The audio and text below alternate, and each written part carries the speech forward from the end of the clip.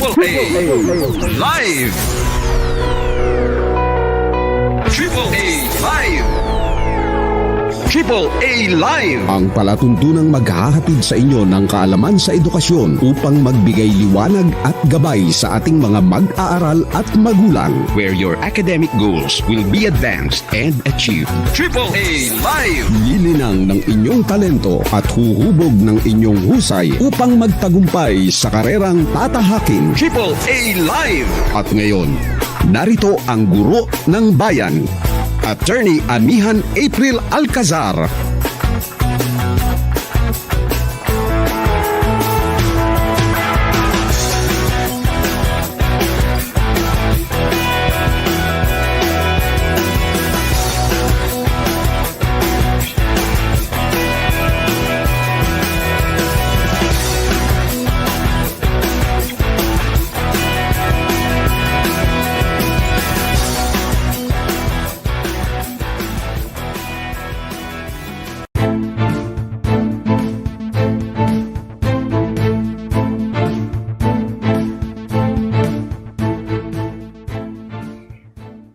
So this is Attorney AMIHAN April ALCAZAR, the host of AAA Live, where our academic goals are advanced and achieved. So for today, we are very fortunate to be joined by Dr. Cavalier. He is the Provost and the Vice-Chancellor for Academic Affairs of the University of Tennessee, Martin, here in Tennessee, USA. So good evening, actually, in the Philippines, and good morning here in Tennessee, Dr. Cavalier.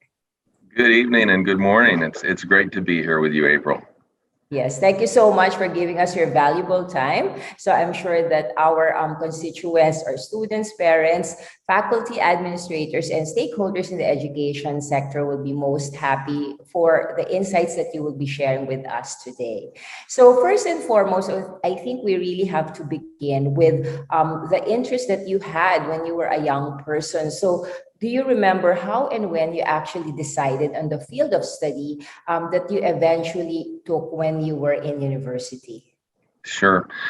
Well, I grew up in a household with a father who had worked on Wall Street his whole career. So I had been exposed to that world. And frankly, when I went to university, I didn't think that I would follow. But after a couple of years in college, really, I was planning to major in psychology and got within a couple of courses of finishing. And there was a faculty member who I had to take in both those courses who was, anyway, I didn't want to take those courses. Most people didn't. So I decided to look at economics because, of course, I had been around my father and I knew a lot of what he did and the way he thought.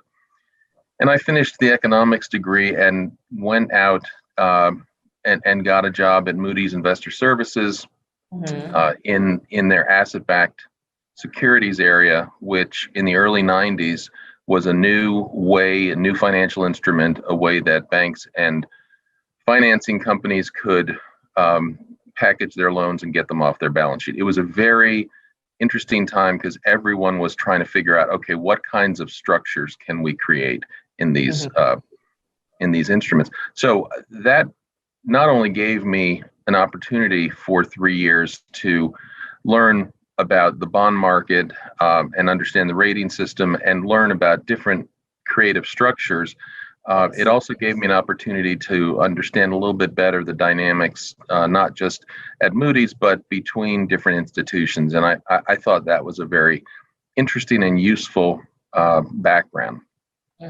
So with that kind of experiential learning that you had, as you said, on Wall Street, so what kind of skills and proficiencies did you think you should be developing in order to continue that particular career? Well, really one important one was understanding financial models and the concepts around that and how you can create them and what they can do for you and what they can't do for you. And that, I think, has been an important piece of my career in educational administration, which we can talk about later.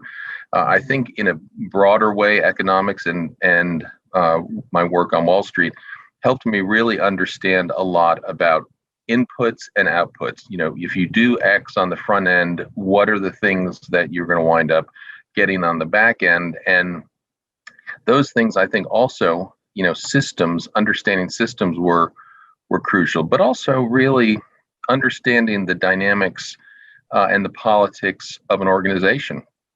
I observed some really interesting things within my area and across the different areas, and the way that the managing directors tried to position themselves and the things that they did, and the way that people trying to rise into those positions behaved. And so I think it was a broad education, not just in business.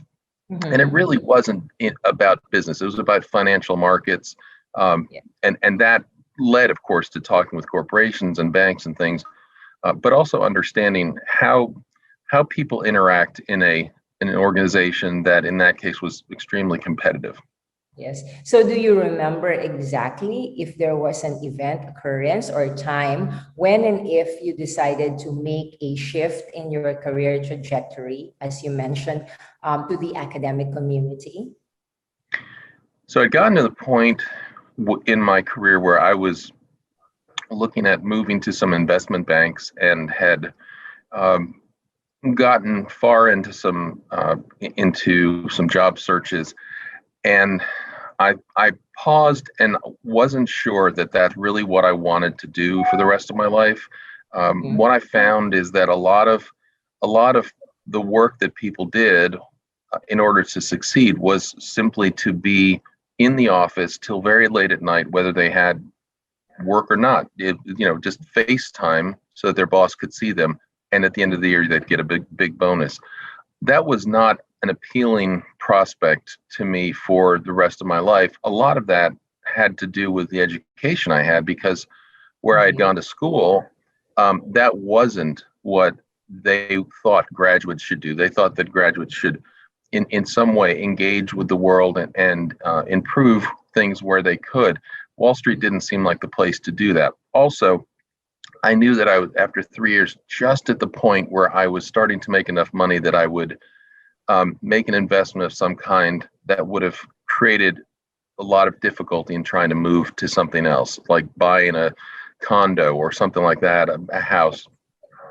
So I realized that what I loved to do in college, and had taken a lot of courses in this, was to read literature and think about literature and the things around literature. And I decided to apply to master's programs in English literature. Since I hadn't gotten an English degree, I felt like I needed to do that before my PhD. But really, there was a day when I was sitting in my apartment and I was reading a particular text, and I thought, this is what I want to do for the rest of my life, and work on this. Okay, so since it was a shift into the academic community, so what sort of preparations did you think you needed to do in order to develop, again, those skill sets or competencies that would eventually guide you to your current position in educational administration? Well, at that point in time, what I realized was that my time at university had really prepared me to be able to make shifts into different fields of study without having to rethink or relearn different ways of thinking. Now, I couldn't have just jumped into med school, but yes, across most of the humanities and social sciences, I had a broad enough education that I could move into those graduate programs. At the time I went to graduate school, I was really thinking that I would spend the rest of my life as a faculty member somewhere if I was fortunate enough to get a job, because it's, of course, extremely competitive. But I think a lot of what I did was to become more broadly educated in my area, but also across other areas, not as an expert, but as a layperson. I didn't just read Renaissance literature or just read 19th century literature. I was fascinated at one point with books about engineering and how engineers think. Very interested in history, Soviet history in particular. So there are other things, but I think I believed that I needed, as a faculty member, to not only be an expert in my area, but to be a broadly knowledgeable person. And the idea of this may sound strange, but kind of a public intellectual, which I knew was not likely to be the case. But what would that person be like? And it wouldn't be someone who could just talk about Renaissance literature, though of course could do that if needed, but someone who could talk about big issues, big ideas that cut across lots of disciplines. Yes. So when you talk about, in a way, a kind of existential crisis, as it were, like moving towards a direction of what you mentioned about becoming a public intellectual. So how did that actually inform you eventually about your role and responsibility in the field of administering an educational institution? I think one of the effects of that is that I came to have a much greater, not just respect, that sounds as if I was had no respect, but I understood more about more of the faculty that I worked with as a provost.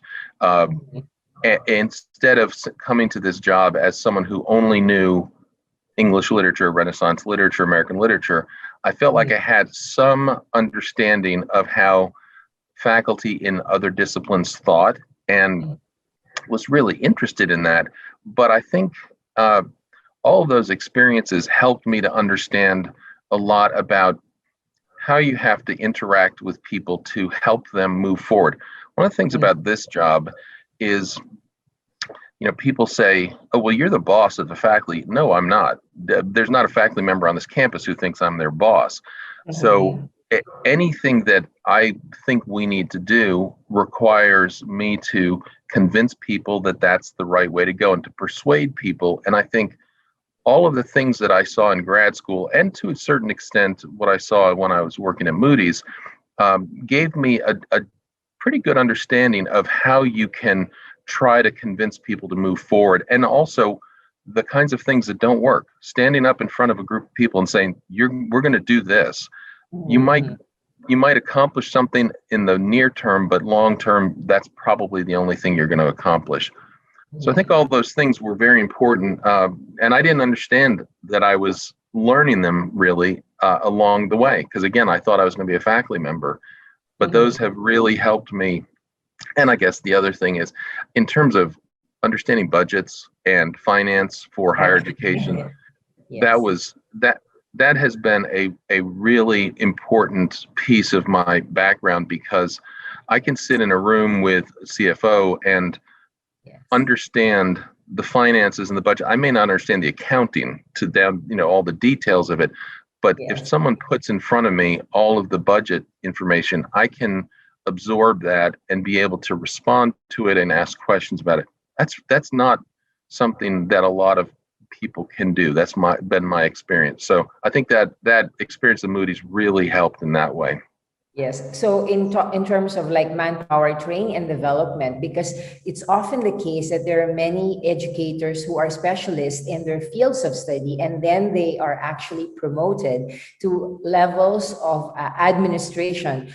We might say it might be their level of incompetence because they haven't been actually trained. So what sort of strategies did you actually undertake and implement insofar as workforce training and development for educational institutions have been, which really would make a difference in terms of the efficiency and effectiveness of educational administration? Well, I think the biggest piece there is helping people who I think have potential to become leaders or move into senior positions to see parts of the institution that are not academic affairs. So obviously I'm working with people who might become chief academic officers. Yes. And it's important to think through a lot of those things. Please don't get me wrong about that. But at a university, sometimes all you know is, as you were just pointing out, a narrow part of academic affairs. But I think it's really important as you move up to have an understanding of the budget and the finances, to understand how the fundraisers think and work, and what process they use to try and cultivate donors. Student affairs is so important, I think, for rising senior leaders to understand what what happens in student affairs. There's often a real kind of a tension between student affairs and academic affairs. At my first institution where I was provost, I oversaw academic affairs, but the dean of students and the director of athletics reported to me.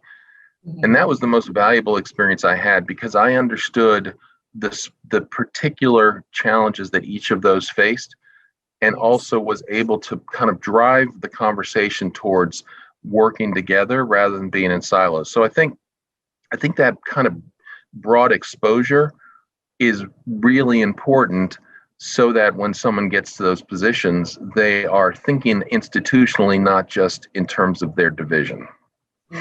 See, so I think more than the management, as you've mentioned, administration is the management of resources, but you also mentioned about leadership. So beyond also the skill set for management, how then did you think about leadership training for educators so that the institution will actually progress and develop through educational leadership?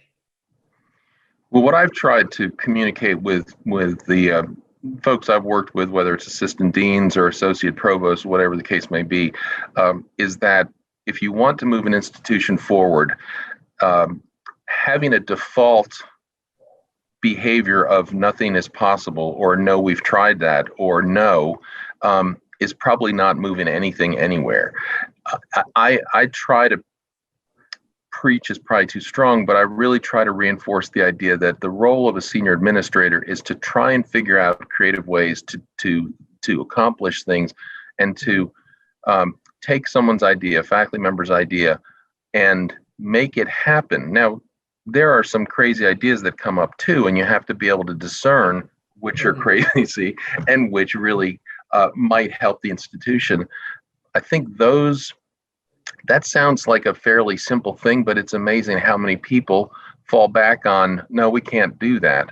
And sometimes it's because of budgets. They look at a budget and they say, there is no budget line to do this. Well, of course not.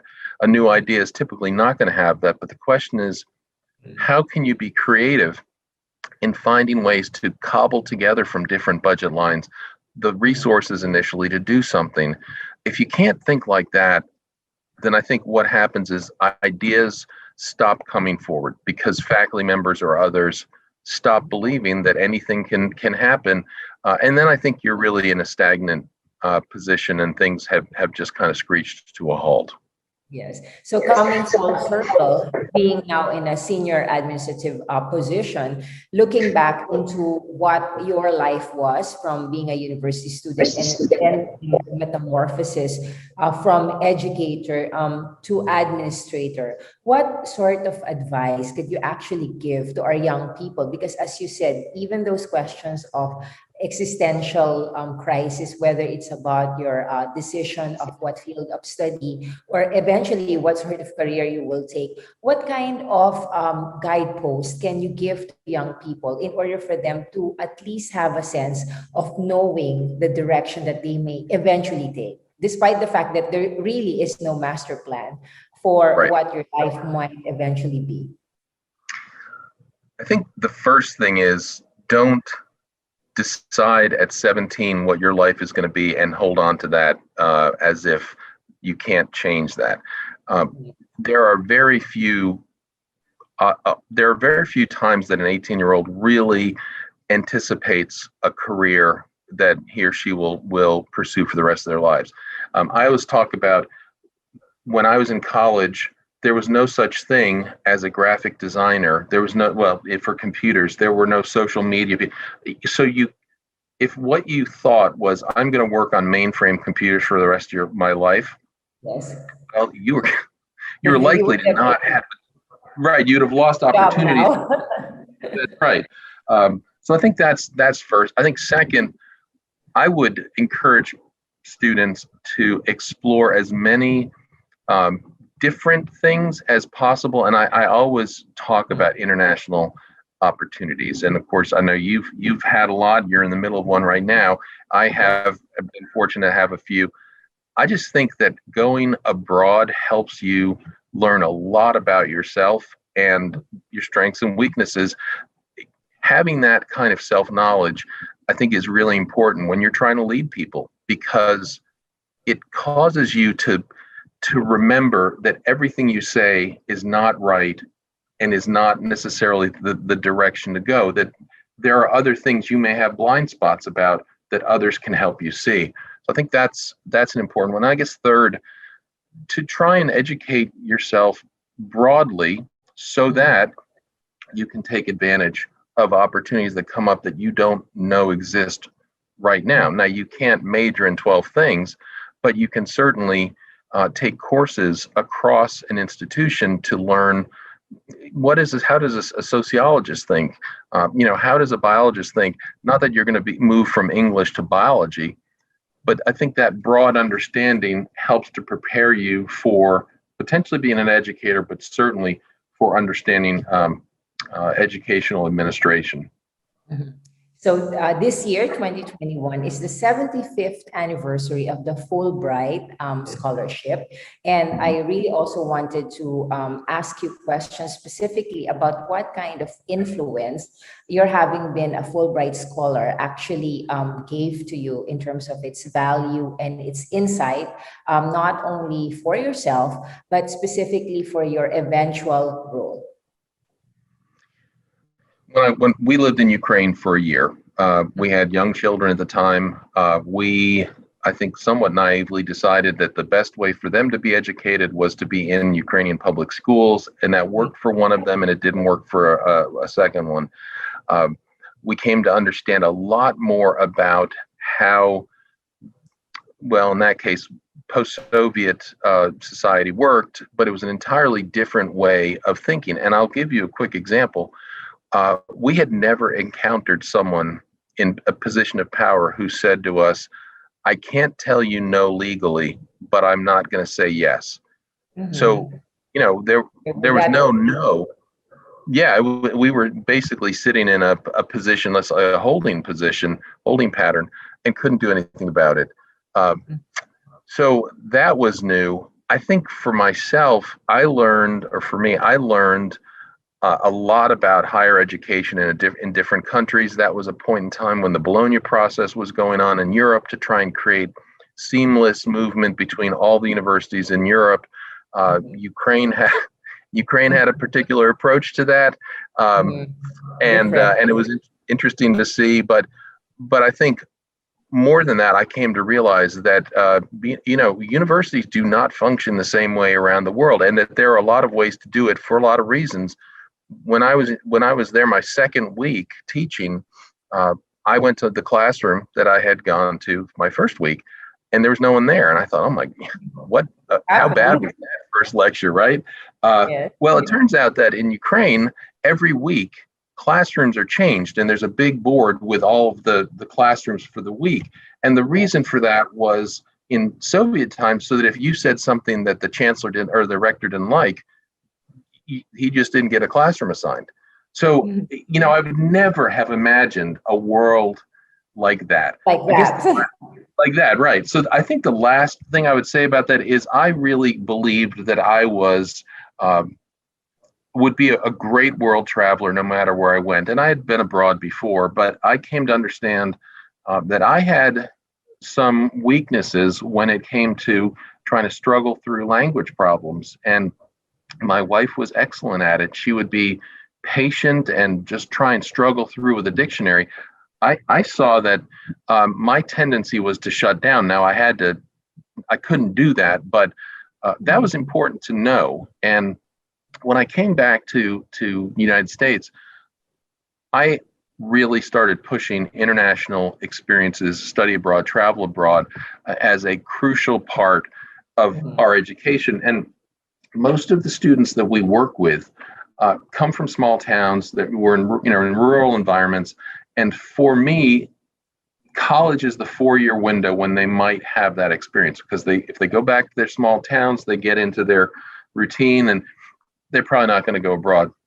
I don't want them to live abroad necessarily, but I want them to have that a different understanding of the United States, themselves, and the world. And so I think all those things have driven a lot of what I've done since then as an administrator, and how I've prioritized, different experiences. So with this emphasis on the immersive experience, so we definitely look forward to actually, in a way, renewing the ties of the United States and the Philippines, a little bit of rebooting in terms of like the relationship and the shared history between our two countries. So what do you think will be the prospects now for having a broader strategic plan for internationalization, specifically for University of Tennessee Martin? Since I've been here, we've started creating some semester abroad opportunities and partnerships in Italy. We had one already in Japan. I've been exploring two in New Zealand, and visited a university there that I think we'll be able to partner with and send students, and one in Czech Republic. I think the opportunities in the Philippines and Southeast Asia, we want to explore those, because it's great for students to go to Italy. It's an experience abroad. It's closer to the things that they may know of. They go visit Rome. Yes. Yeah, but getting them to a world that's different from the things they've known, and I will add Ghana in there. I'm trying to work with Ashesi University to develop a relationship there. I think those experiences will be incredibly valuable. So we'd love to explore more opportunities to work with you and your colleagues in the Philippines to explore that possibility, and with other countries in Southeast Asia. Yes. So I think with that in mind, definitely, I believe that there is much potential for collaboration, specifically for the Asia Pacific region, which is the most fastest growing region in the world in terms of population and in terms of like economic activity. So with that, maybe you just like to give a few more words to our viewers, Dr. Cavalier, and it was such a pleasure to have you here with us today. Well, thank you. I appreciate the opportunity, and I really hope that that this is the start of a strong relationship between the University of Tennessee Martin and your institution and others. But I would encourage, as I said before, students to take a risk, go someplace, whether it's within the Philippines that's different from where you grew up, or outside the country. You don't have to stay there, and you can decide that that's not what you want, but take that risk and find out more about the world beyond what you're comfortable with, and then determine whether you want to explore more or return home.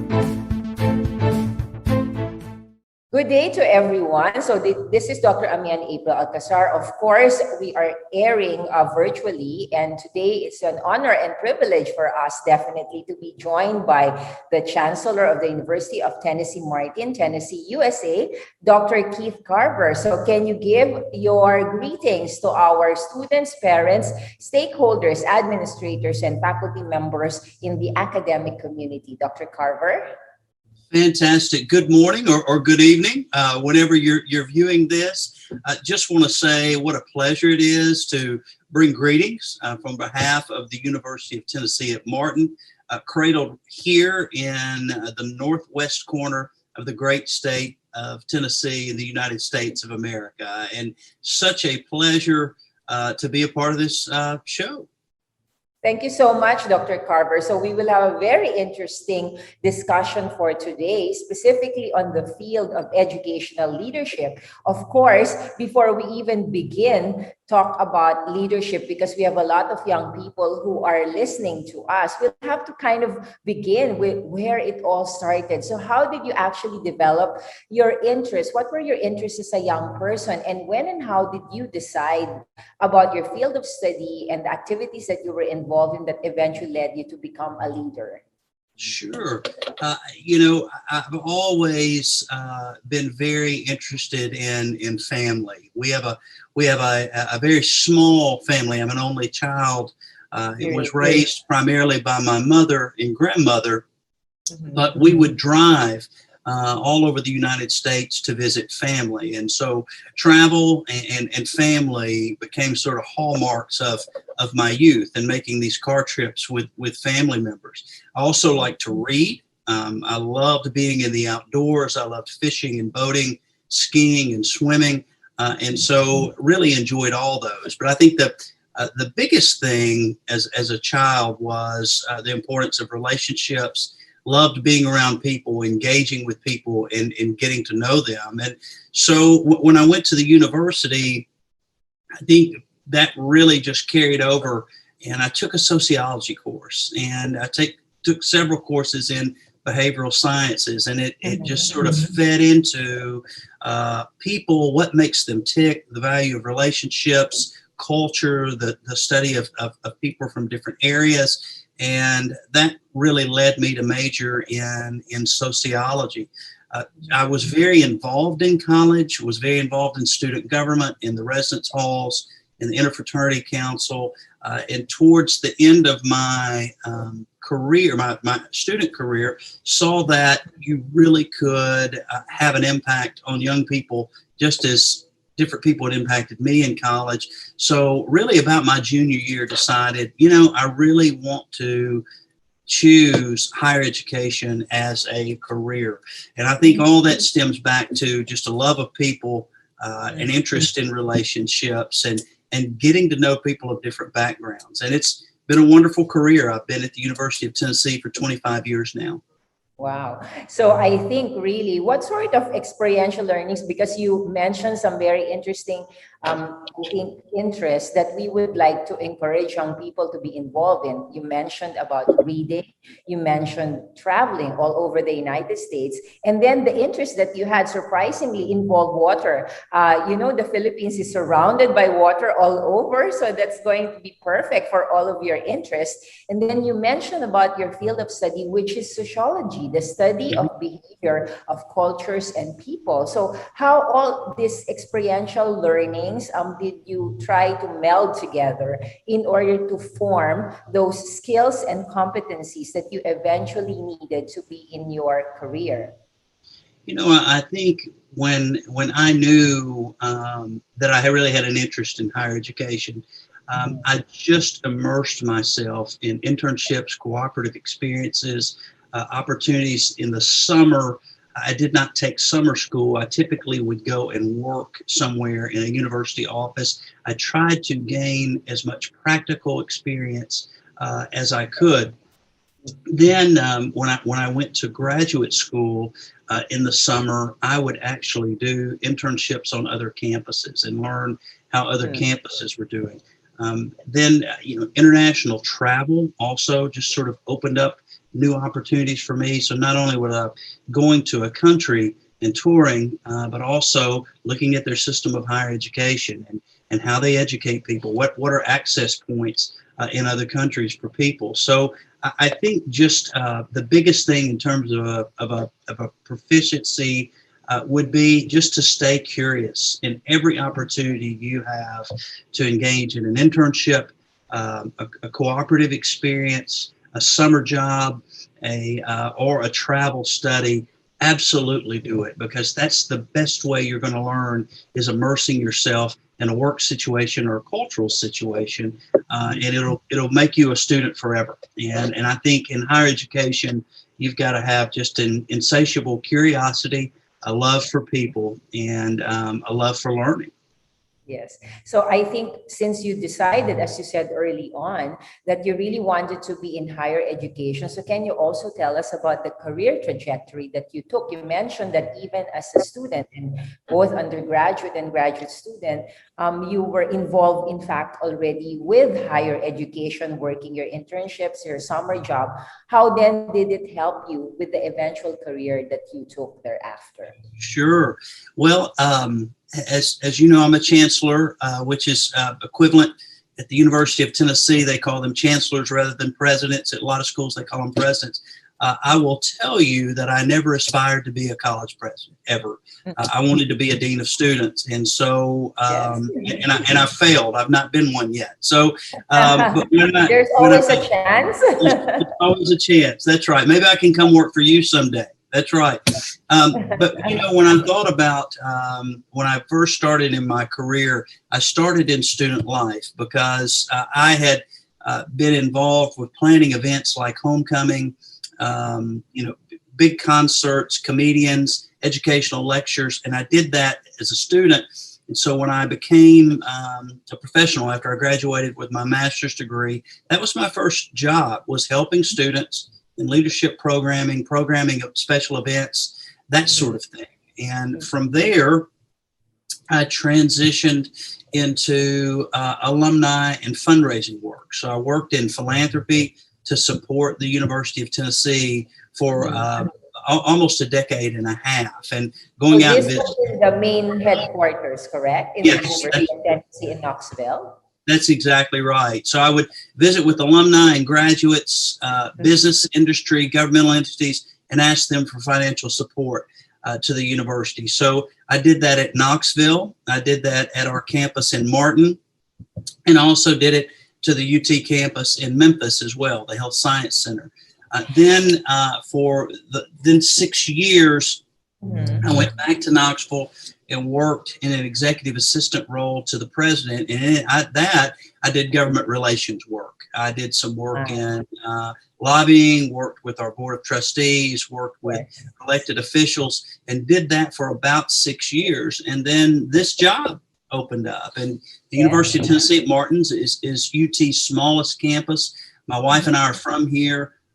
Some of the issues they had that they needed help with, I felt like I could help them. And so applied for it. And at the age of 46, was selected to be chancellor at UT Martin. But I've not aspired to be a chancellor.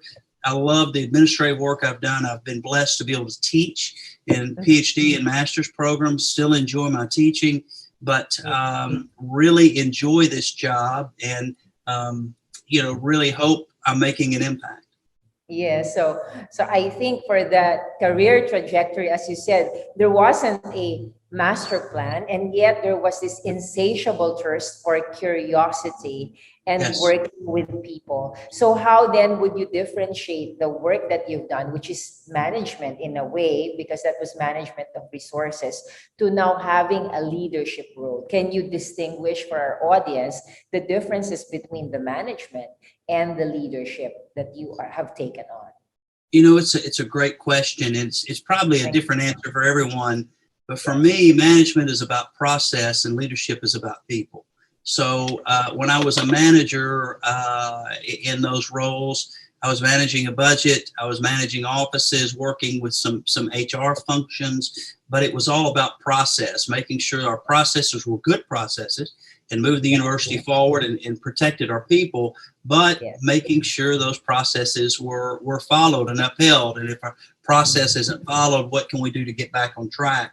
With leadership, I think it's much more about people and relationships and moving the entire organization forward and realizing that the organization is really about people. It's groups of people that you serve in a faculty staff role. It's about your groups of people that you lead with students and parents, but also lots of troubleshooting, lots of problem solving.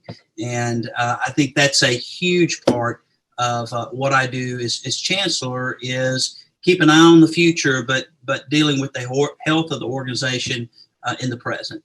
Yes. So how did those experiences that you mentioned, even as a young person, guide you from management roles into the eventual leadership role that you hold right now? How important were they to this responsibility that you now hold? Very important. And, I think it all goes back to just a love of people. I love people, which I think started as a child with my family and traveling to see family and doing things in our community, to going to college and studying sociology and really studying what makes people tick and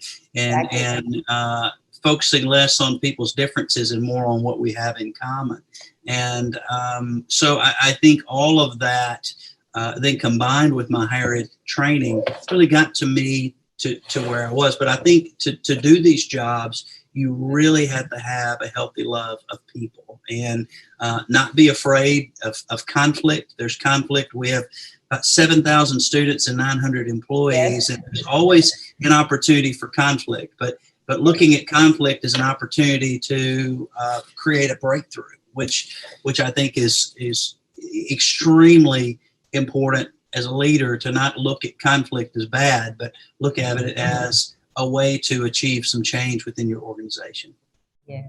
So with that in mind, so what is your current vision insofar as, let's just say, the medium term for the next 5 years for the University of Tennessee Martin, in terms of your academic programs, of course, the growth of your faculty, research, and also extension or outreach? Absolutely. Well, the first thing is we are adding 6 new undergraduate and master's programs at the University of Tennessee at Martin. So I think as we go forward, making sure that not only the recruitment efforts show the marketing and promotion of these new programs, but that we're also, based on enrollment, backing those up with great faculty. So there will be a growth of faculty associated with the 6 new programs.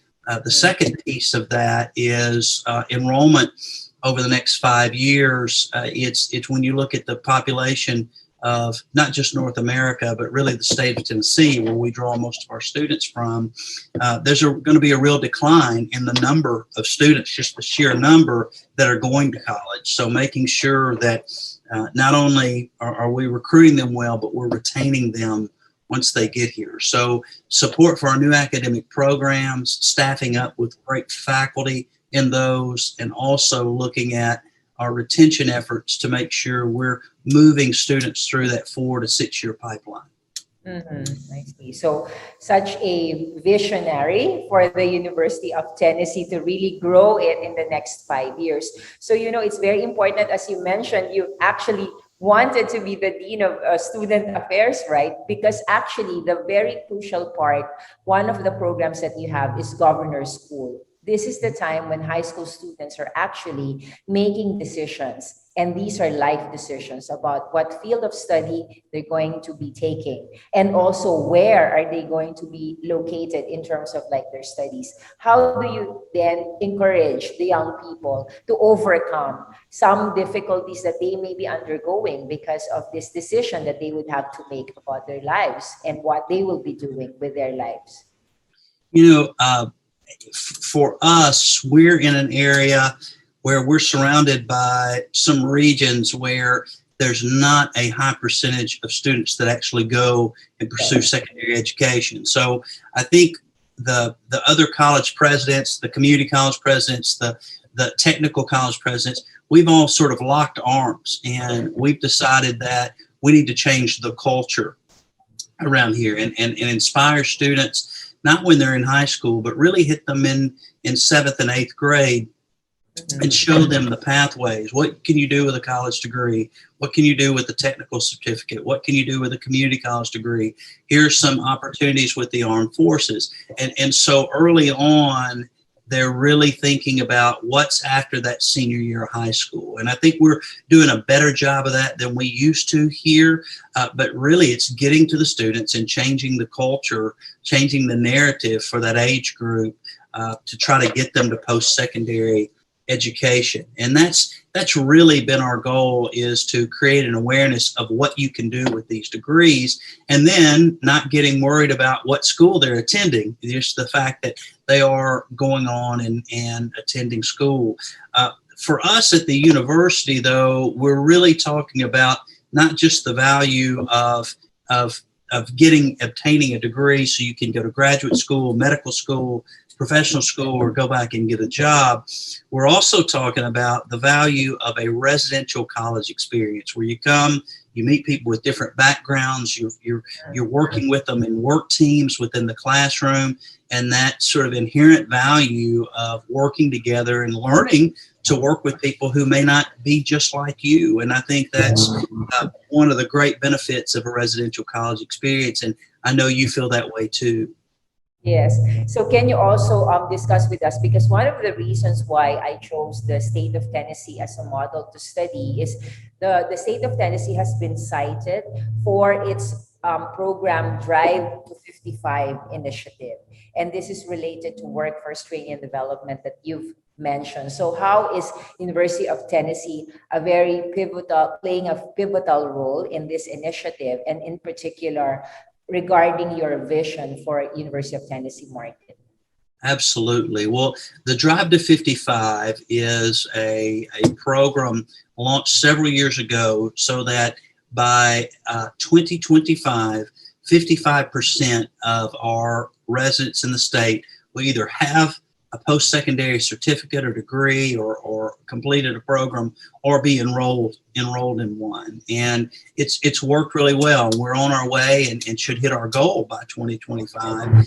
What the University of Tennessee is doing is really expanding access to college. And so system-wide, there's 50,000 students all across Tennessee that are enrolled at a University of Tennessee campus.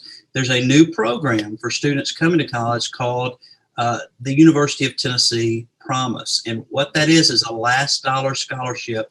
If your family makes below a certain income line, the University of Tennessee will take whatever you lack in terms of funds to get a scholarship, to get financial aid, and they'll zero that out for you so that you can end up coming to school at a very reduced cost. And so that's been really beneficial, because there's a lot of families out there that qualify for financial aid, but it's still not enough. And so the University of Tennessee has been coming on top of that and making up that difference between what the family can obtain and what education costs, so that income or financial need is no longer a barrier. And so a lot of our folks still think, wow, that's too good to be true, but it truly is a great program, and it's encouraging more and more families to send their students to college. And so very exciting.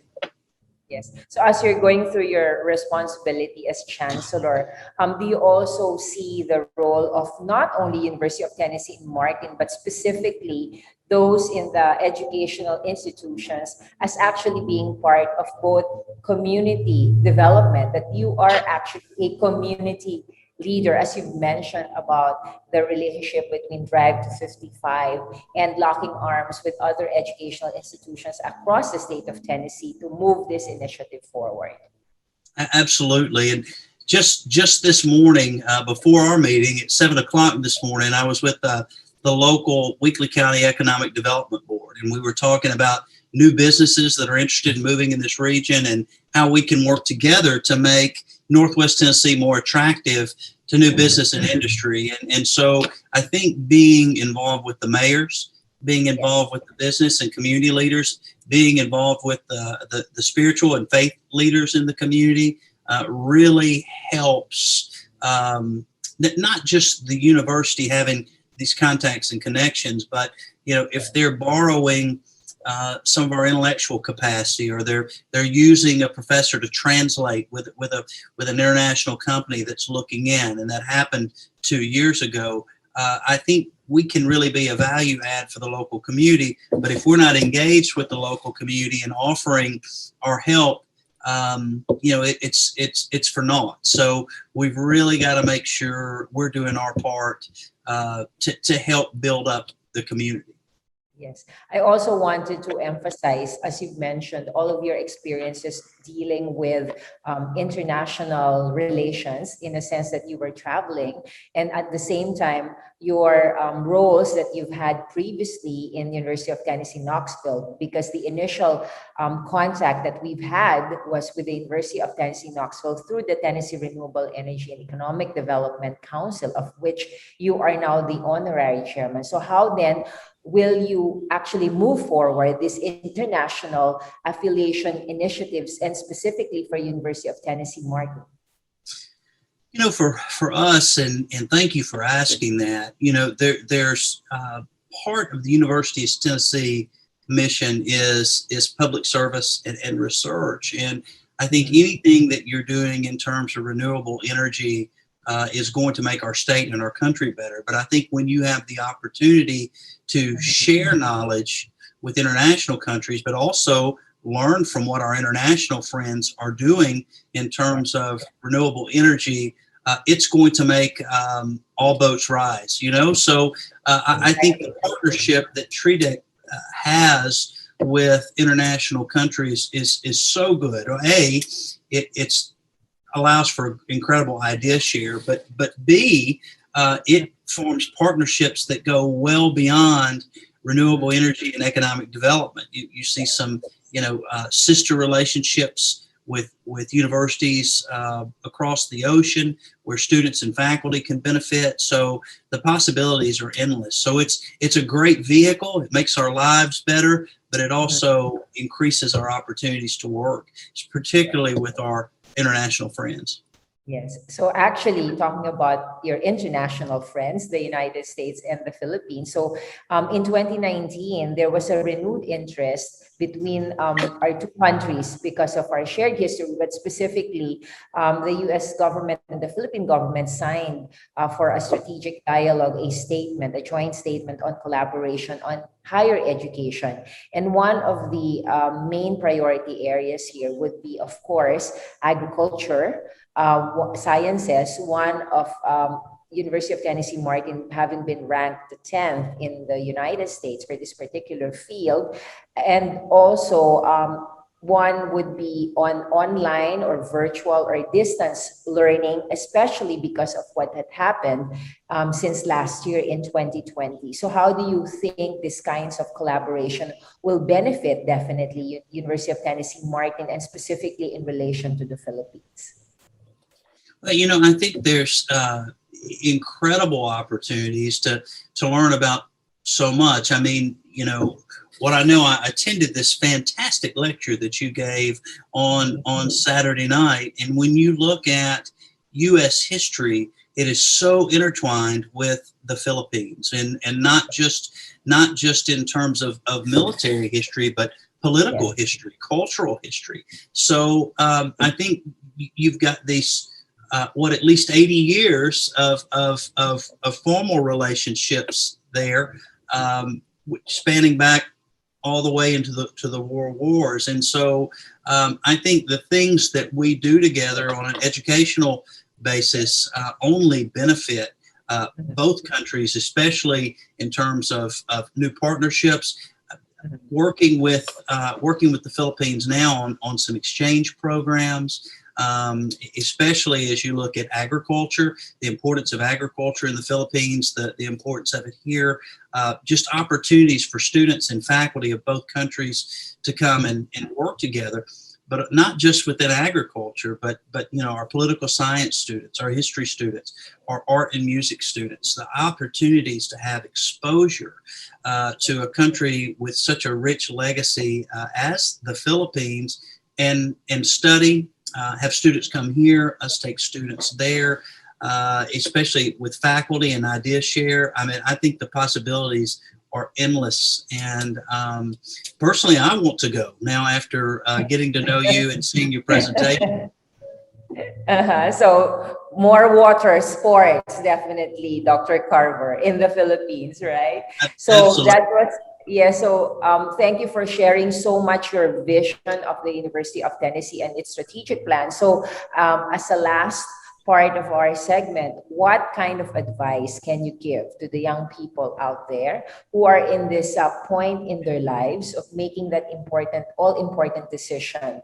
What will I study? Where will I study? What will I actually do with my life? From all of your experiences in higher education, but more specifically in dealing with people all across your great state of Tennessee and also the United States, to your viewers in the Philippines and worldwide. Absolutely. I think the first thing I would say is to get out of your comfort zone.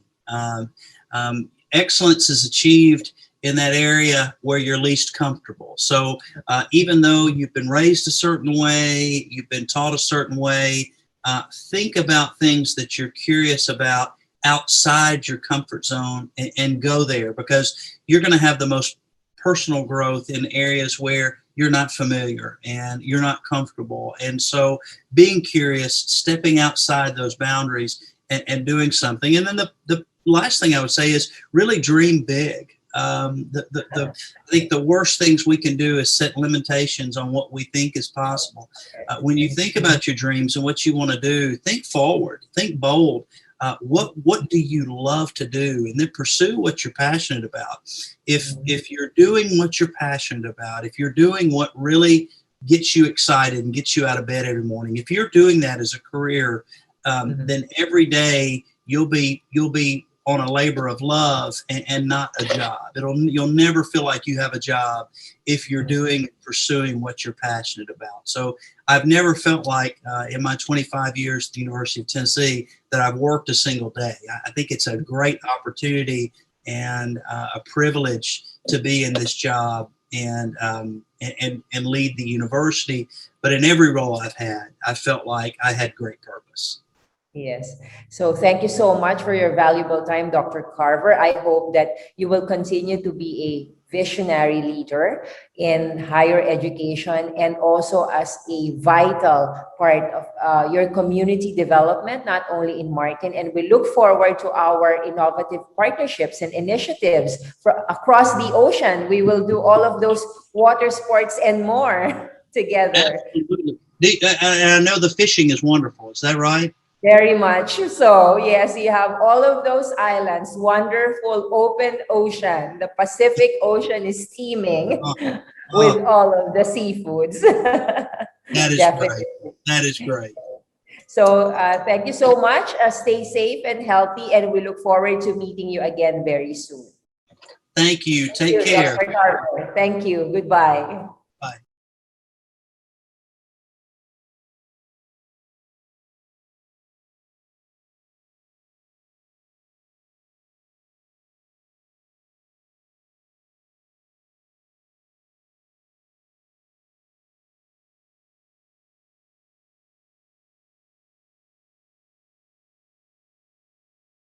Cavalier, the Provost and Vice-Chancellor for Academic Affairs, and of course, Chancellor Dr. Keith Carver of the University of Tennessee Martin. Of course, thank you to our viewers for your support. And I'd like to give some greetings to our televiewers from the Philippines and all around the world. So of course, for those of you who are watching from the Philippines, let me greet Glenn Resurrection, who's watching from Bacoor, Cavite. You have Eva Ompok from Pasig.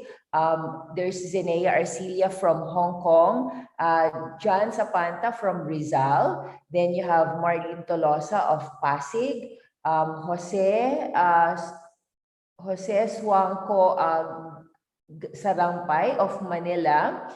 Rep. Abs Gunter of Germany. You have Rapi Mapa and Erwin Lugto of Pasig. And there's a question here, of course, from RB Roses. So, does the Philippine educational system work with classrooms and school leaders? Are we having policies that can eliminate low achievement? So, of course, due to our academic freedom for our colleges and universities, so all higher education institutions would have all of their evaluative tools in order to look at the performance of both their faculty as well as their students. So I think you will have to see how are the tools being actually used by these particular colleges and universities in order to weed out low achievement. And although we don't have a system of ranking officially our higher academic institution, what we do have our accreditations from different accrediting agencies, depending on the type of higher educational institution that you belong to, whether it is private, it's public, whether it's state universities or also local universities. And of course, if you're talking about achievements of students, we have a measure in terms of the number of graduates and the completion rates for our colleges and universities.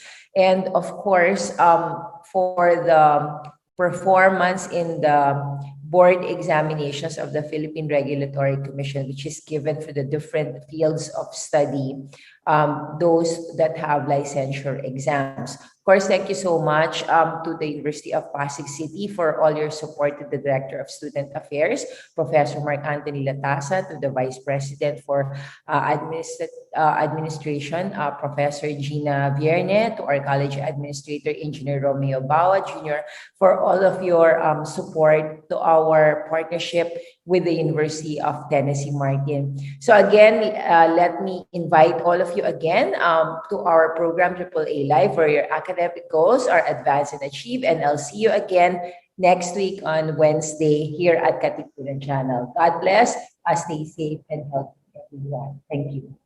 AAA Live.